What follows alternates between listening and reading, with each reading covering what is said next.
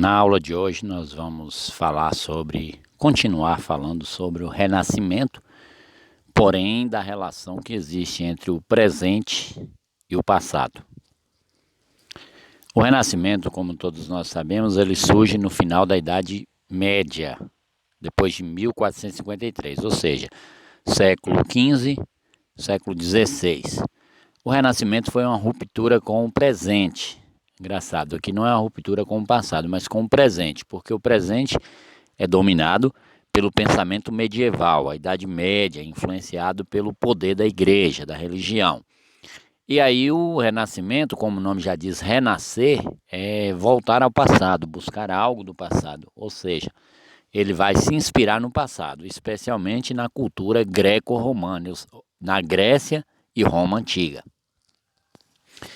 A Idade Média, como todos nós sabemos, ela é um período de mais ou menos 1000 anos, marcado fortemente pela influência da religião, como podemos ver aqui nestas duas imagens. A grande influência da igreja no pensamento medieval, da Idade Média.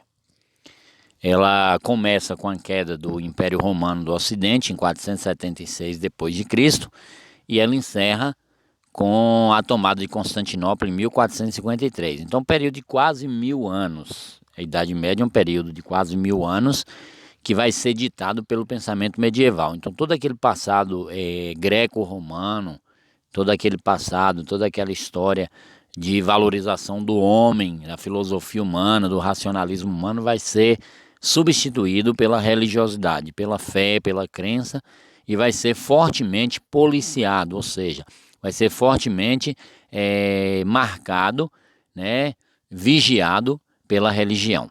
Essa religiosidade, como o próprio nome já diz, tem a marca do teocentrismo, ou seja, tudo deve girar no centro das relações religiosas de Deus.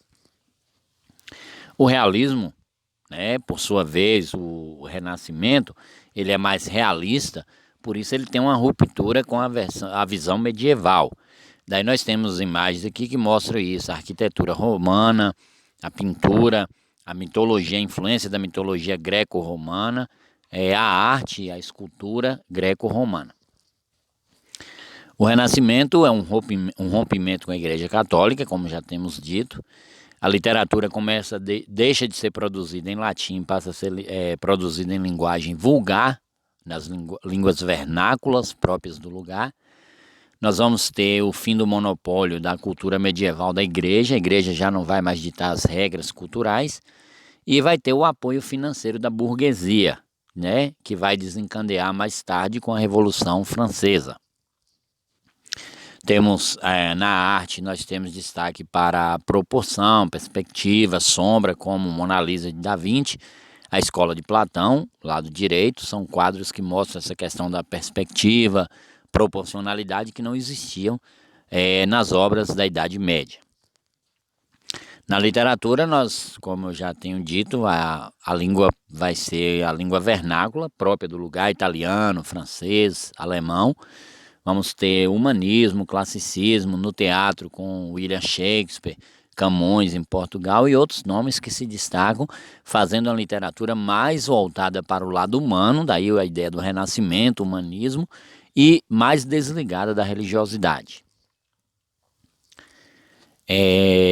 De forma geral, podemos dizer que o renascimento ele rompe com o presente porque o presente ele é moldado pelo pensamento medieval e ele busca no passado distante a inspiração, porque ele tem a humanização, ou seja, a exaltação do homem, das suas potencialidades, e uma arte mais realista, mais greco-romana, mais filosófica.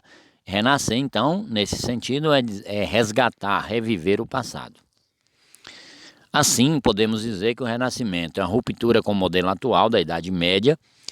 Então, o presente é abandonado e é buscado o passado. Veja que interessante. Geralmente se rompe com o passado para pensar no presente. Aqui, no caso, é o contrário. Rompe com o presente, que é ditado pela Igreja, para buscar inspiração no passado. Inspiração na cultura greco-romana, apego ao humanismo, a potencialidade, racionalidade e o agir humano, e um desligamento da religiosidade, que a Idade Média foi marcado pelo domínio da igreja. Então é um desligamento da igreja. O homem vai se afastar um pouquinho da religiosidade e voltar um pouco para a racionalidade, o lado mais humano.